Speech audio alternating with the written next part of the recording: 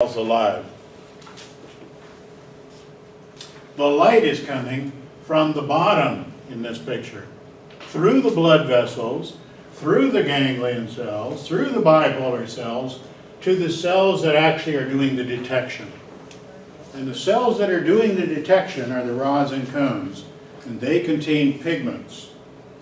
What is a pigment? A pigment is a paint or a color, and it's an absorber of light. So the way to think about a pigment is it's something that absorbs light. A shirt that looks red, so her sweater or whatever you want to call it, dress, you're wearing a whole outfit, whatever it is, a jacket or something, that looks red, is absorbing green light. It's absorbing yellow and blue, and it's reflecting red. So the reason it looks red, it would look white if it reflected all the colors, but it's absorbing all the colors except red. So the reason it looks red is it's absorbing the other colors, and what you see is what the jacket is not. So you're seeing the things, in this case the orange, it's reflecting the orange from his shirt and absorbing green and blue and other colors. So pigments are contained in here.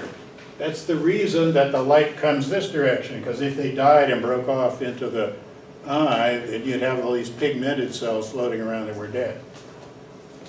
Now let's review, and we'll do the experiment next time, but we'll review the theory behind it now. How does the rods and cones absorb it? Well, there's a pigment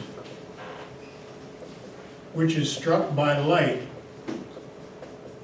Now when you take your pigments out into the sun, what happens if you were to take that shirt and leave it out in the backyard and let the sun shine on it? What would happen to it after a few days? It would start to fade. Why? Because light is bleaching the colors. It's chemically causing them to be chemically altered. And if they change to something that's colored, they'll keep absorbing pigments. As long as the color changes to a color that absorbs light, it'll keep absorbing energy until a chemical reaction that happens that turns it white. In which case, then it'll stop, because then it'll start reflecting the light. So light strikes the pigment and becomes bleached and allows you to see. It's going to cause spike events to happen in these bipolar cells. So light is going to strike the pigments. How do you get to see again then, once the pigments have been bleached, right? Well, you have to put in energy. So if you're alive, you can unbleach it and put it back into the unbleached pigment form. So spikes are going to happen. It's going to cause chemical events that cause the spikes to happen in the bipolar cells. The pigment becomes bleached. To unbleach it, you have to put in energy. So whenever you see something, you're using up your pigments. And what this means is we can bleach your pigments faster than your body can replace them. And that's what's going to create an after image.